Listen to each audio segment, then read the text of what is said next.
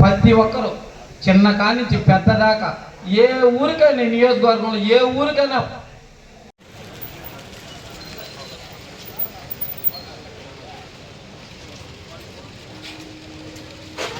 నిరసన సభ అయినా భవిష్యత్తు తరానికి ముందడుగు వేయే సభ కాబట్టి కార్యకర్తలు మీ యొక్క ఆవేదన, మీ యొక్క బాధ, మీరు పడుతున్నటువంటి కష్టం, మీరు చేస్తున్నటువంటి కృషి, ఈరోజు మీరు ఫలితం అనుభవిస్తున్నటువంటిది నిన్న గ్రూపుల్లో చూసాం.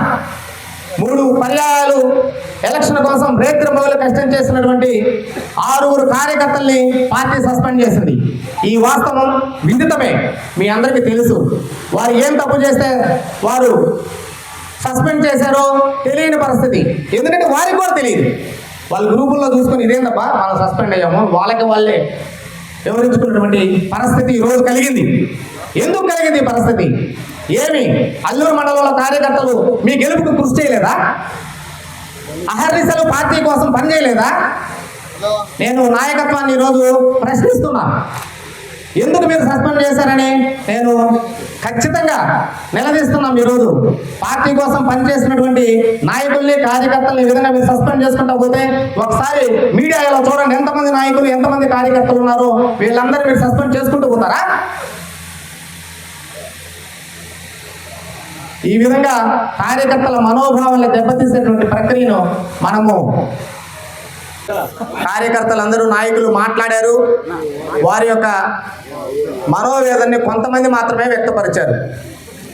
కార్యకర్తలు అందరూ గుండెల్లో గూడు కట్టుకున్నటువంటి నిగూఢమైన మర్మాలు అందరి మనసులో ఉన్నాయా లేదా? ఉన్నాయా లేదా? అందరూ చెప్పేదానికి సంసిద్ధంగా ఉన్నారు. కాబట్టి కష్టించి పనిచేసినటువంటి కార్యకర్తల్ని గుర్తించాలని నేను అధిష్టానానికి విన్నవించుకుంటున్నాం. 2029లో జగనన్నని ముఖ్యమంత్రిగా చేసుకునే దానికి మనమంతా ఈ రోజు అహర్నిశలు శ్రమిస్తామని నేను మనవి చేస్తూ ఉన్నాను. మనకు జగనన్న నాయకత్వంలో జగనన్నే మనకు ముఖ్యమంత్రిగా ఉండాలని మనస్ఫూర్తిగా వైఎస్ఆర్సీపీ కార్యకర్తలు అందరూ కోరుకుంటున్నారు. ప్రతి ఒక్కరూ జగనన్నే కావాలి, జగనన్నే ముఖ్యమంత్రిగా ఉండాలని కోరుకుంటున్నాం.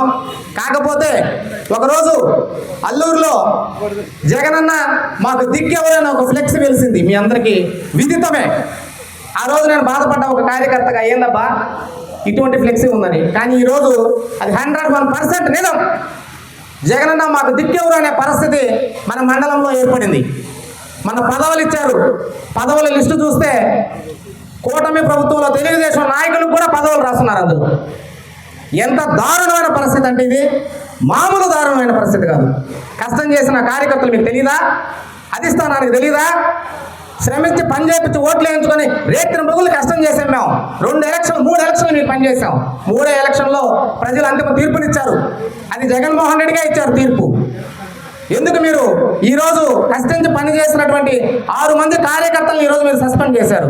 ఒకసారి ఎలక్ట్రానిక్ అండ్ ప్రింట్ మీడియా వాళ్ళకి నేను మనవి చేస్తున్నాను, వారు సస్పెండ్ చేయడం కాదు, మేము మా పదవులకి రాజీనామా చేస్తాము అని ప్రతి ఒక్కరు ఇది ఒకసారి చూడండి. మీ రాజీనామా పత్రాలు పైకి పెట్టాలని మనవి చేస్తున్నాను. ప్రతి ఒక్కరు మా పదవులు మాకు వద్దు అని రాజీనామాలు చేసేదానికి కార్యకర్తలంతా సిద్ధంగా ఉన్నారు. జగనన్న నాయకత్వంలో మన రాష్ట్రంలో రామరాజ్య పరిపాలన కోసం 2029లో మనమందరం నడుం కట్టి బిగించాలని మనవి చేస్తున్నాం. ఇది ఇంతటితో ఆగదు, ఇది ఆరంభం మాత్రమే. ఊరు గ్రామాన ప్రతి పంచాయతీలో ప్రతి మండలంలో ఇటువంటి కార్యకర్తల మనోవేద కార్యకర్తలు ప్రారంభమవుతాయి. ఈ యొక్క నాయకత్వాన్ని, నిరంకుశమైనటువంటి నాయకత్వానికి నాంది పలికిందాక మేము అహర్నిశలు నిద్రపోమని ప్రతిజ్ఞ చేస్తున్నాం. ప్రతి ఒక్కరు కార్యకర్తలందరి తరఫున జై జగన్, జై జగన్. 2029లో జగనన్న ముఖ్యమంత్రి చేసుకునేదాకా మేము అహర్నిశలు కృషి చేస్తామని మనవి చేస్తున్నాం. మన్నెమాల సుకుమార్ రెడ్డి గారి నాయకత్వంలో ఆయన యొక్క సారథ్యంలో ప్రతి ఒక్క మండలంలో ప్రతి ఒక్క గ్రామంలో ఈ యొక్క ప్రోగ్రామ్స్ జరుగుతాయి. ఈ యొక్క కార్యక్రమాలు నిర్విరామంగా కొనసాగుతాయని నేను మీకు మనవి చేస్తూ ఈ యొక్క కార్యకర్తల మనోభావాన్ని ఈ రోజు మేము జగనన్న దృష్టికి చెలో తాడేపల్లి ప్రోగ్రాం వరకు తీసుకోపోవడానికి ముందున్నాం.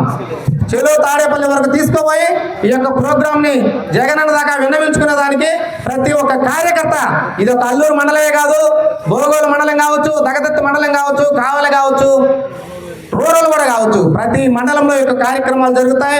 ఇది ఆరంభం మాత్రమే. ఈ యొక్క నిరంకుశత్వ పాలనకి కట్టుబడి అయిన దాకా మేము నిద్రపోమని నేను పత్రికాముఖంగా తెలియజేస్తూ ఈ యొక్క కార్యక్రమాన్ని ఇంతటితో ముగిస్తున్నాం. జై జగన్.